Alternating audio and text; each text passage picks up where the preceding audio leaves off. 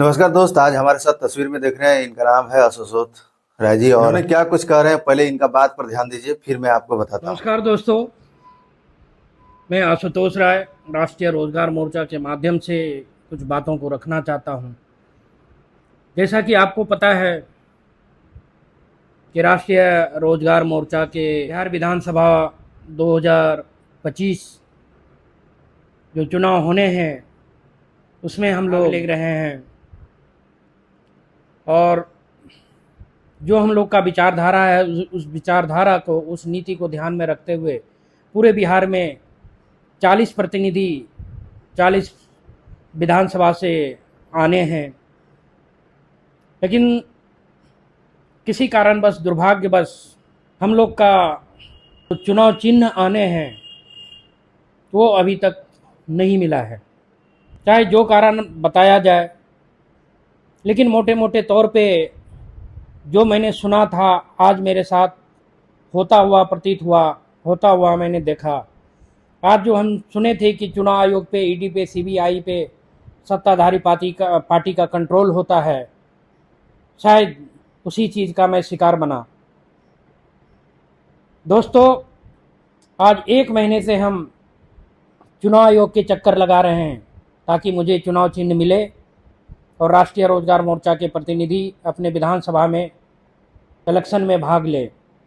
लेकिन इतने चक्कर लगाने के बावजूद भी, सभी कागजात सौंपने के बावजूद भी मुझे आज तक चुनाव चिन्ह नहीं मिला। और अब तो आज के डेट में नॉमिनेशन के सिर्फ 5 या 6 दिन बचे हैं, जिसमें कि हम लोग पूरी तरह यह उम्मीद खो बैठे हैं कि चुनाव आयोग से इस तरह का कुछ चुनाव चिन्ह अभी तक मिलेगा।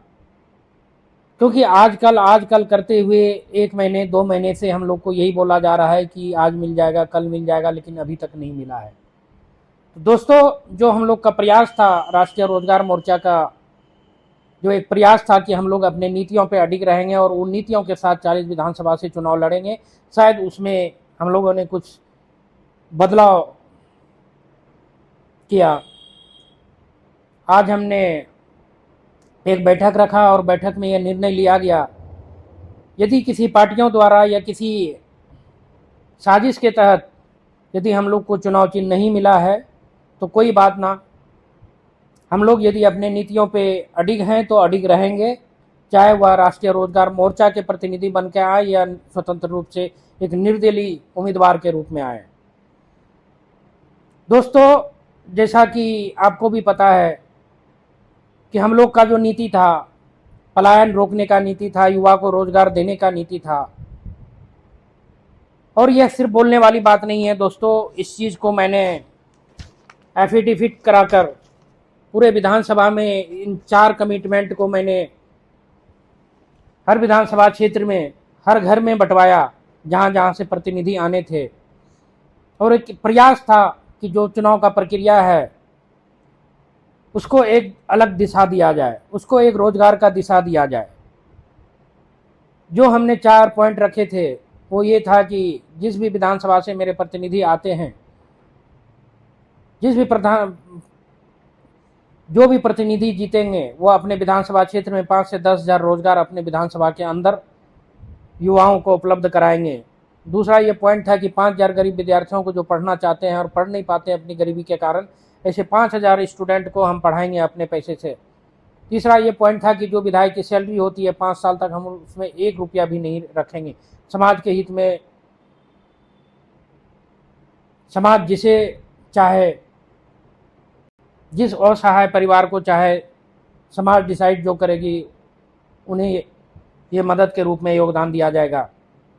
और चौथा पॉइंट था कि जो भी गरीब विद्यार्थी हैं या जो भी परीक्षार्थी हैं या गरीब मरीज हैं, पटना आते हैं, पूरे विधानसभा के लिए वो आवास खुला रहेगा और उनके लिए समर्पित रहेगा। दोस्त, ये 4 पॉइंट के कारण युवा का भरपूर सहयोग मिल रहा था। शायद यही सब देखा नहीं गया बहुत पार्टियों से, जिसके कारण एक दबाव बना के, चुनाव आयोग में दबाव बनाकर मेरा चुनाव चिन्ह रोका गया। खैर, कोई बात नहीं।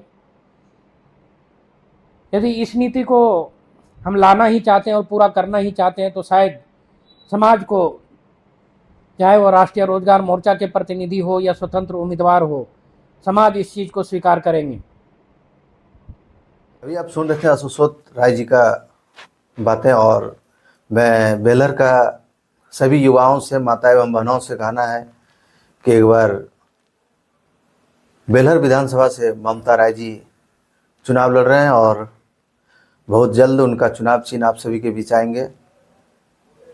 और एक बार आप लोग भरोसा जताइए, ये उम्मीद है कि वो विकास करेंगे वहाँ पे।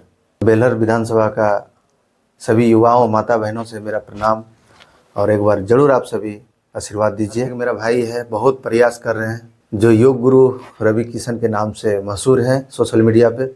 देख सकते हैं साथ में वो एक्टिव रहते हैं और बहुत ज़्यादा हेल्प कर रहे हैं अशोक राय जी का। ये तस्वीर के माध्यम से आप